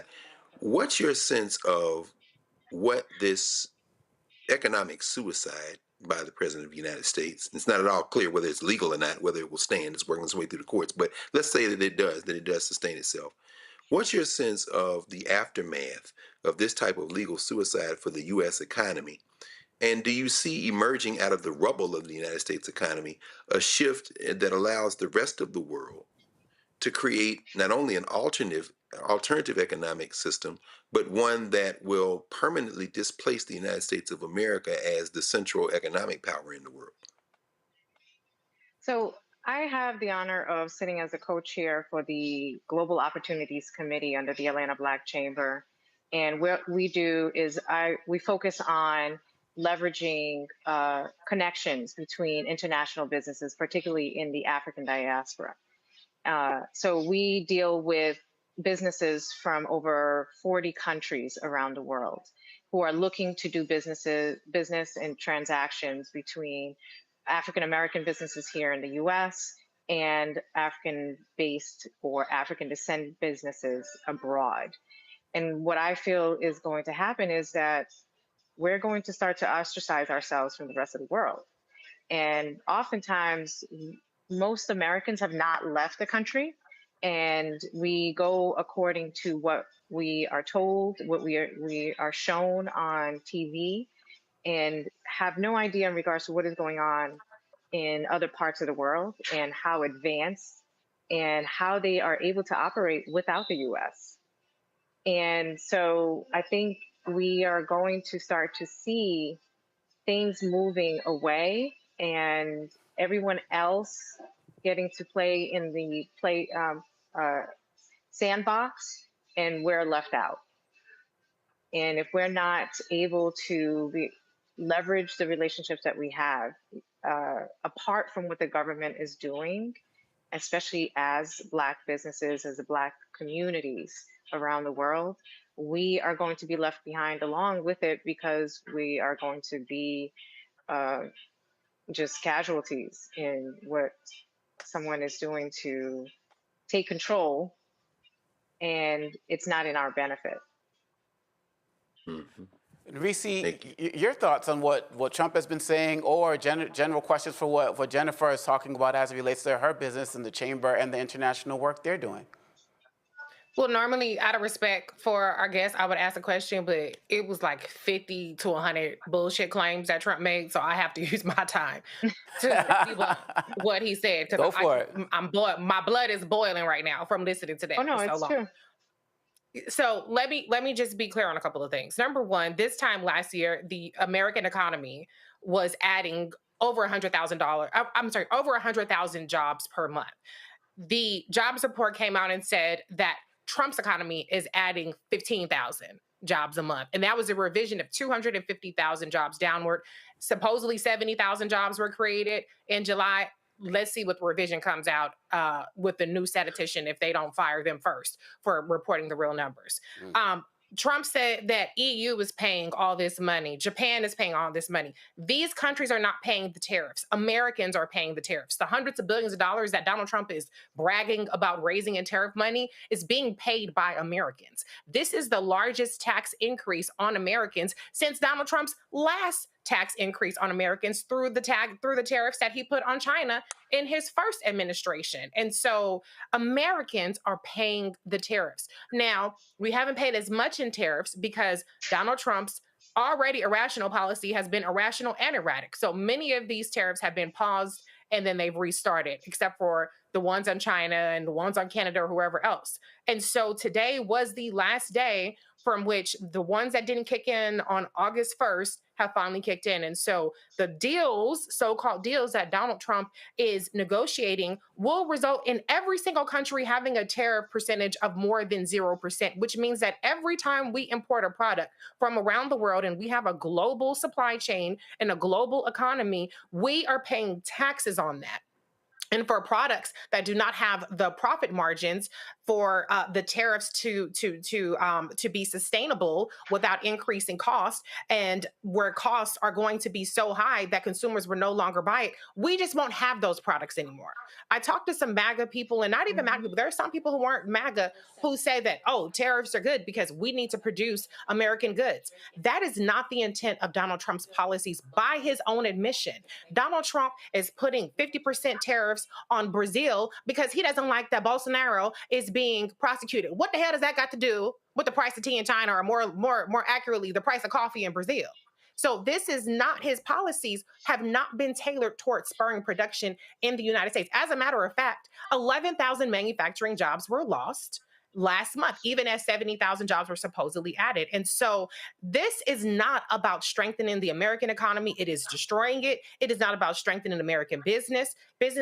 It is causing businesses to scale back. They're letting go of people. They're not making capital investments. And they are going to raise prices. They're going to change formulations. That's what Procter & Gamble has said. They're going to have shrinkflation where the products are going to be lower for the same price. So this is detrimental in every single facet humanly possible, okay? This is not an improvement. And like I said, as long as Donald Trump is yielding these tariffs for whatever stupid ass whim that he has when he's not wandering around the roof of the White House, the American economy and American people are going to suffer. And as you pointed out, Jennifer, most people that are working people that are wage earners spend more of our money on the kind of goods that we're not going to be able to afford anymore. So the fact that the 2024 election was largely based on the economy, you played yourself. Everybody who thought the day was going, oh, well, when Trump was in office, the stuff wasn't as high. I had to pay as much for gas. I had to pay much for cereal. You played yourself. Welcome to Trump's economy. It is just getting started, and it is going to get uglier and uglier from here. That's why they call it a receipt with the receipts. We really appreciate that. Jennifer, as well as Nola as well, I'm going to pull you in as well, but I want to get your comments from Secretary Howard Lutnick, who said that the government's about to rake in some serious cash, expecting $50 billion a month from tariffs, which is up from $30 billion just last month. Billion, and as of last night, midnight, the tariffs went up. I think we're going to be heading towards $50 billion a month in tariff revenue that no one's talked about except for the president. So think about $50 billion a month, and that's where we are now. And then you're going to get the semiconductors, you're going to get pharmaceuticals, you're going to get all sorts of additional tariff money coming in. And as the president says, this could continue to head towards and ultimately reach $1 trillion. I mean, these are amazing numbers for the United States of America, and no one's retaliating. Everybody understands you've got to sell to the American consumer. The American consumer is the most powerful factor in the earth for the economy, and Donald Trump is harnessing it for the benefit of the American people. What can you tell us about this 40% transshipment levy? So the idea is, it's one thing to set a tariff. So we set a tariff on Vietnam of 20%, but that's for Vietnamese goods. If some other country, let's say China, wants to send things to Vietnam and have Vietnam then sell them to America, that comes with 40%.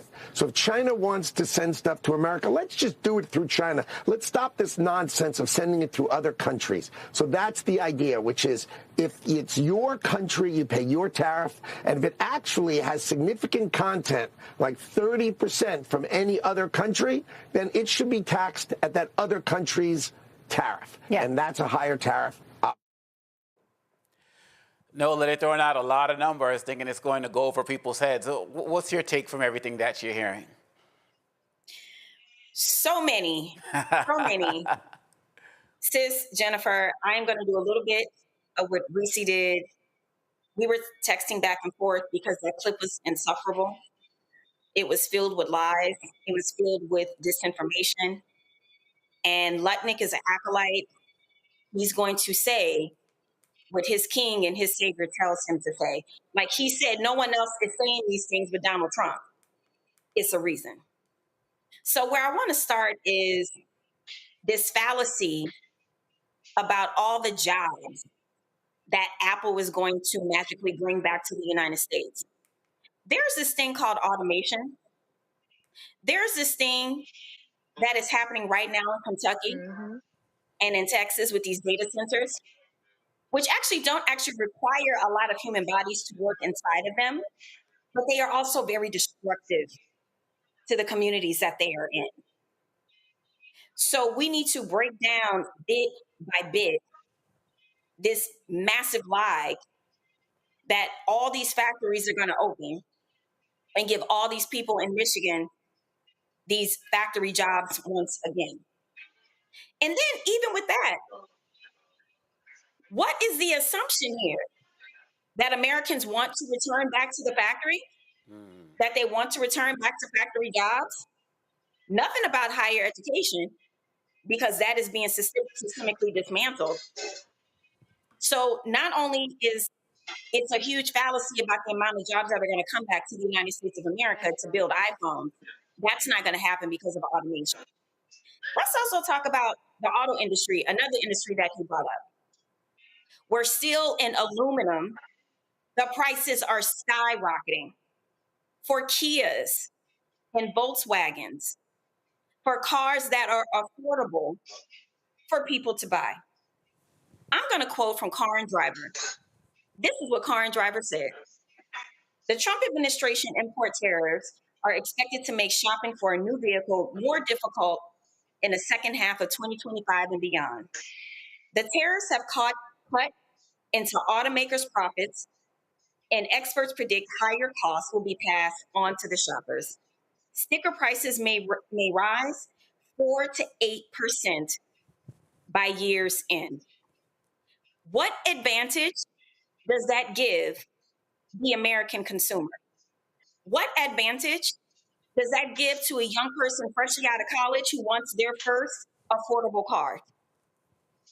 Whatever fairyland this man is living in, that has everything to do with his own mythology of thinking he is some sort of gangster, that he walks around the world, that he has a big stick and he wants to be a bully, and people are just going to capitulate to his whim.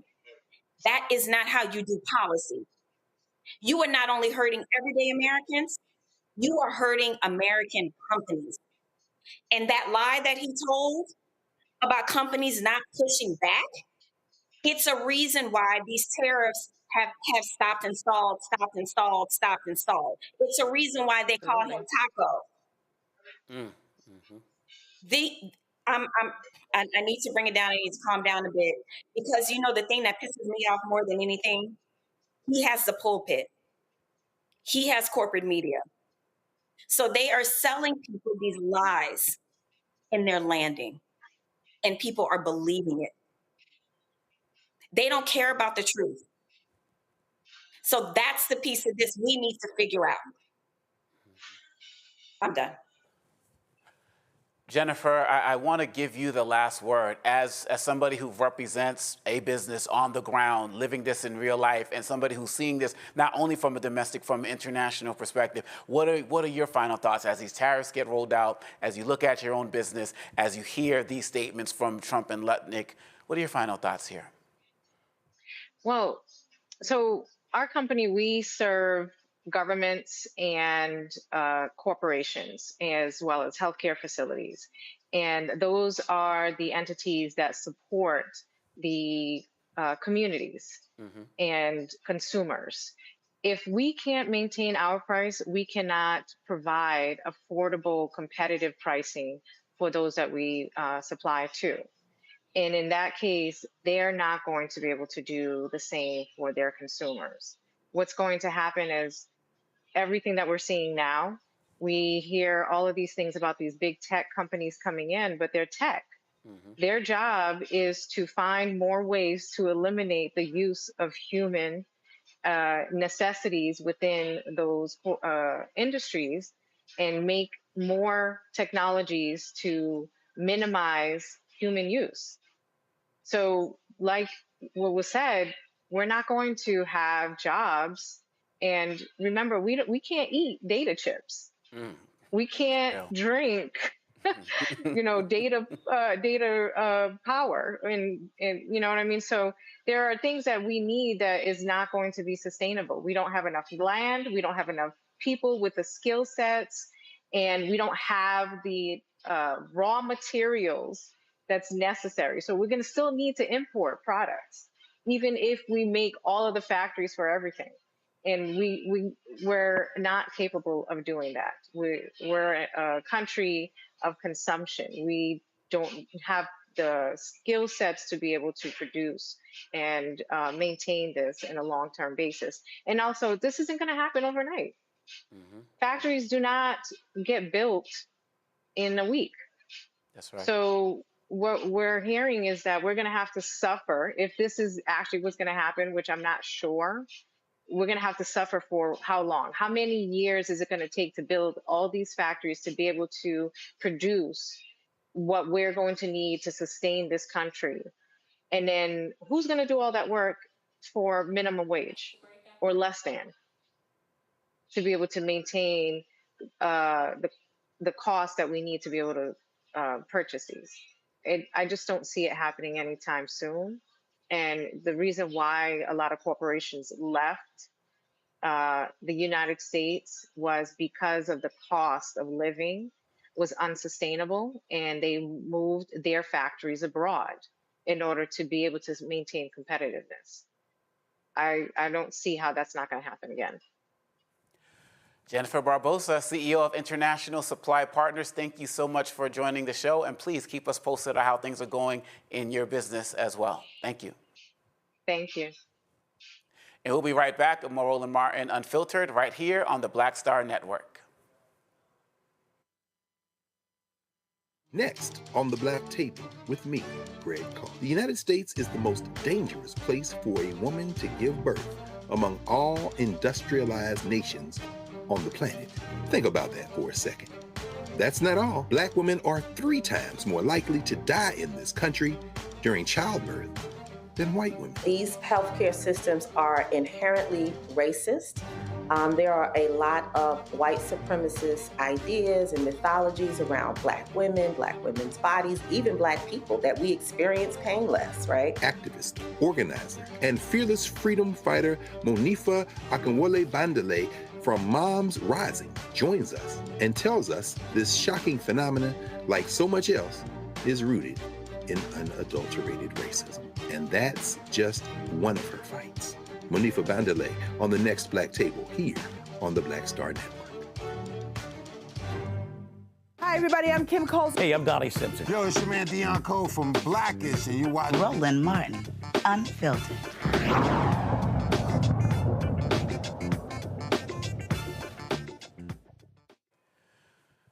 That was a powerful conversation, and I hope that you all are paying attention to this tariffs because it's hitting us in so many ways. We want to talk about universities right now, coming back to this school thing. Donald Trump is preparing to sign an executive order requiring colleges and universities receiving federal funds to provide detailed admissions data, including student race, GPA, and test scores.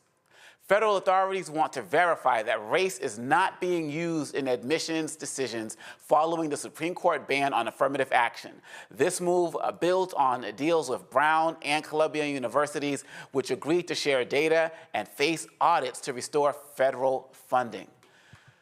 Greg, I mean, it never stops. It never stops. And so many of us believe that the way they made Columbia capitulate, what they're doing with Howard, we see what's happening with Brown University as well, that they are never going to stop until they can control every aspect of these universities. They're using fighting anti-Semitism as an excuse. They're using fighting DEI as an excuse. And this is just the latest example of what Trump has been doing with this executive order coming up. How do you see it?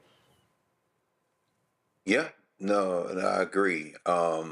The definition of anti-Semitism that they're attempting to force upon Columbia, the International Holocaust Remembrance Alliance's definition, which commingles, conflates Jewishness with the state of Israel, which of course is historically untenable and absurd on its face, is just the point of entry for the real concern, because we know that some of the biggest anti-Jewish forces in the contemporary world are the white Christian nationalists. They see Israel as a means to an end. They see Jews as a means to an end. In terms of hatred, I think those who are being honest would very quickly point to the white nationalists, and particularly the white Christian so-called Christian nationalists. I call them what they are, religious fanatics, to understand that anti-Jewishness is really as virulent there as anywhere in the world. But the shakedowns of Columbia, the shakedowns of Brown, the shakedowns of Harvard there's a convergence of forces. They are the intellectually inbred group, people like Christopher Rufo. They are the deeply miserable, nasty pieces of work with plenty of money in the bank, like Ed Bloom, the economic power behind Students for Fair Admission versus Harvard, who's celebrating this announcement. And then there are the just naked white nationalists who couldn't tell you much other than they just hate everybody who's not white, like Donald Trump. This is the latest battlefield in this attempt to destroy. I'm sorry, there's one other force, and that is those who simply don't like, what's that word again? Oh yeah, learning. They're against learning. So you have all these things converging. I don't see this as necessarily a bad thing, and I'll tell you why.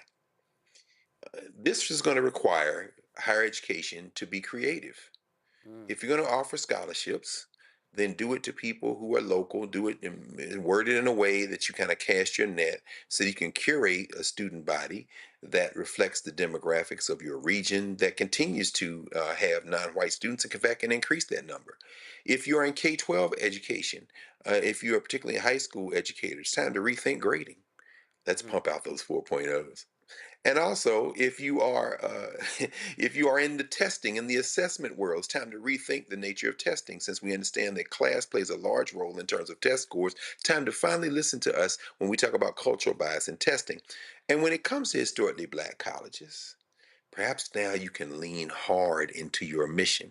And instead of trying to become blackface white schools, you can put admissions criteria in place, which are crafted in such a way as that you can curate a student body that has admission criteria that inject a lot more culture into how you decide on who is going to come in. Quite frankly, none of them are interested in going to black schools. And it's time for us now to embrace our blackness as an admission criteria, not in terms of race, but in terms of culture. I welcome these intellectual inbreds, because when they break this, they're not going to be able to put it together. And by the way, for the Descendants of Slaves crew, it's about time for you to understand that our best partners in this ongoing struggle that's about to now escalate is going to be those black schools in the Caribbean, the black schools in Africa. Time to think about student exchange programs, time to think about strengthening the ties, because these clowns are getting ready to kill what's left of their educational system, and there's no need for us to die with them. I hope they're listening. I hope they're listening. Nola, what's your take? You're also in these classrooms and some of these schools that we've talked about as well. These are schools that you've been at as well as a student as well. How do you see what's going on?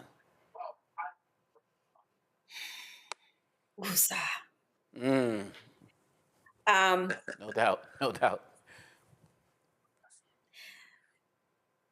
I can start with my litany of problems with this tactic of browbeating, but it's ignoring so many systemic issues that cause the situation that we're in. Not only am I a product of certain programs that are now called diversity, equity, inclusion, that at one point they were called social justice programs, or whatever you want to call it. Coming out of the education system in California, that I was not only a part of, but I worked in for many years. So I have a very unique perspective about the reality of the situation, not just the emotionality and the lies that are being told. So something that Greg said, I agree with, but for different reasons. One of the reasons why many of these programs exist in higher education is because high schools are horrible. Your elementary school, your middle school is horrible. So what a lot of these programs do, they identify the talent, even in these situations that are systemically broken. And they give them the tools to compete. It isn't just opening the door because you check Black on an application. That is not how this works. And that is a part of it that angers me the most. I ran a program at UCLA called Summer Transfer Program. It was a community college program that mostly focused on Black community college students. The requirements to get into this program, to be dedicated to this program for a week, from morning to night, you are constantly in classrooms, doing homework, you're in lectures. It is so vigorously challenging because the way that these programs work, they are choosing the creme de la creme. This lie that any and everybody can just get in through DEI programs is exactly that, a lie. So the opportunity that I see here is for these states to really make investments in the education system because I know the talent that exists, because I've been there, I've worked with them, and I've helped them get to four-year institutions, and I know how hard that work is. They need help at the high school level, so they won't have to jump through the extra hoops of these programs for them to get to the colleges that they want to get to. And so, my thoughts and feelings about this as an educator, as someone who worked,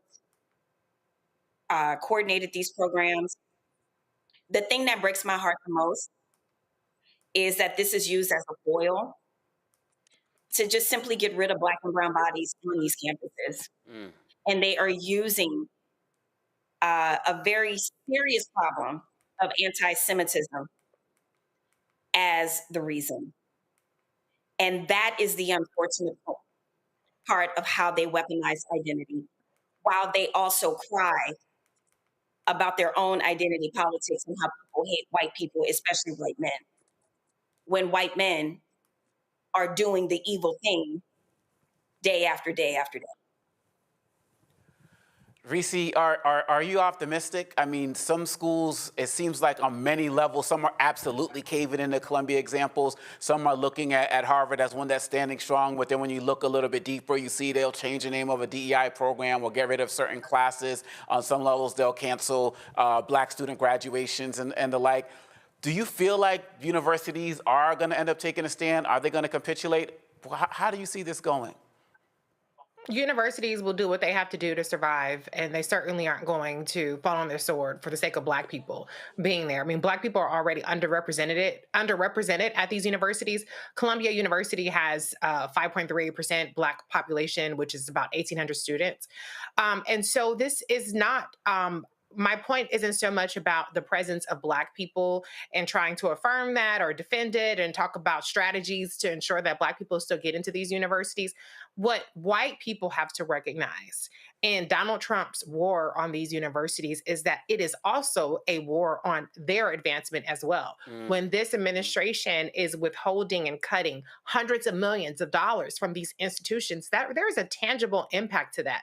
That is going to result in fewer opportunities for them while they're at these universities, going to result in a diminished education while they are there, and closing pathways for them. I mean, a big part of the middle class and upper middle class in this country is built through things like research. It's built through education. It's built through engineering, all of the things that this administration is waging war on. And so what white people have to determine is how convicted are they in the idea of having zero Black people as opposed to having an institution that is working for them. Because it's already working for them. It's definitely working for them better than it's working for anybody else.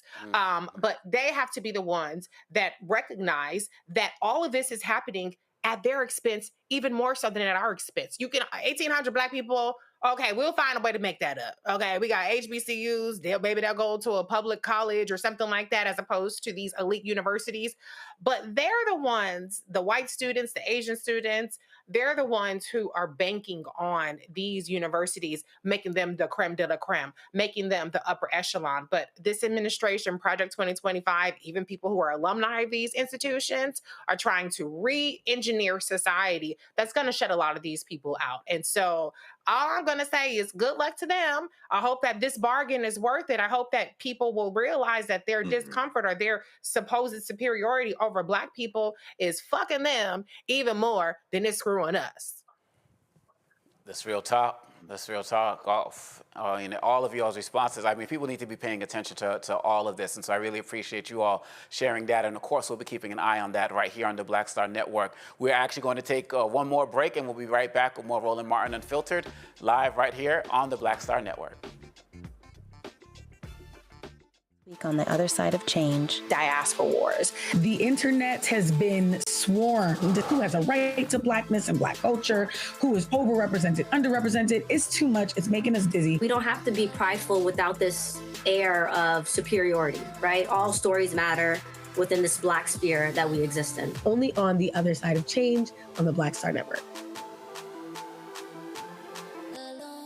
What's up, y'all? This is Wendell Haskins, a.k.a. Win Hogan at the Original T Golf Classic. And you know I watch Roland Martin Unfiltered.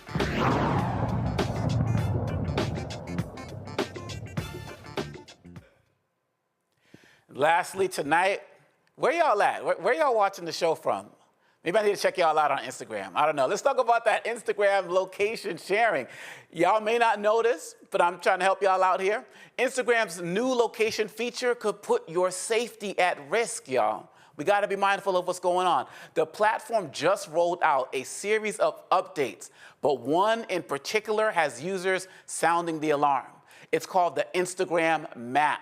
The Instagram Map, y'all, and it lets you share your real-time location with followers, all right? So Meta, Instagram's parent company, says it's a, quote, lightweight way to connect with each other, unquote, and stresses that the feature is off unless you turn it on. But still, critics are warning that it could open the door to serious privacy and safety issues. With location sharing enabled, every time you open the app, your real-time location gets updated for selected followers to see. Now, let's talk about how to turn it off, all right? So check it. Go to the Instagram Map inside your DM inbox. Tap the icon to open Map View. Hit the Settings gear, then tap Open Settings. From your phone's Settings app, choose Never Under Location Access. Now, y'all know we live after the show. You can rewind and get those instructions again, but this is something y'all got to really pay attention to because this is no joke, and probably a lot of these other apps are doing it. Real quick, I want to get takes from the panel. Nola, your thoughts on this? I mean, look, I'm a national security girl. That's why I went to you. All my stuff is locked down. If I want to text my friends, I'm going to text recently like, girl, where you at? I don't need to know where she at on Instagram. I mean, it's the reason why I'm not on the TikTok and a lot of these kind of apps that have these vulnerabilities. It is dangerous. You know, folks on the West Coast, they are warning that it is a way for you to be targeted by immigration officials. And the way in which these tech billionaires are moving in tandem with this administration, I don't have any proof of that, but I wouldn't doubt it. So in this new America that we're in, please take safety precautions. Just no one needs to know where you are. You know, when you're ordering on Uber Eats, turn it on for that moment. You don't need to have your location on all the time. And I want to take it a step further. Please stop posting where you are. Tell people where you are when you leave. Now, the three of us are in a precarious situation because sometimes we may have a speaking event or something like that, and we want people to actually come and support, so we have to announce who we are. But for the larger part of my life, I keep all that information private because we're moving in a very different world, and people really need to up their situational awareness game. So please turn off your location information. We are not living in safe times. Unfortunately, we're going to have to wrap it up tonight. I want to thank our panel. Thank you so much, Nola. Thank you, Reese. And thank you, Greg, for joining us on Roland Martin Unfiltered right here on the Black Star Network. Please support the Black Star Network on all of our platforms. Please make sure you're contributing to the Roland Martin Black Star Network as well. We can't do this without your support. Roland will be back. I'm Dr. Gbenga Ajilore. So happy to be here tonight, and I will see you all next time. Holla.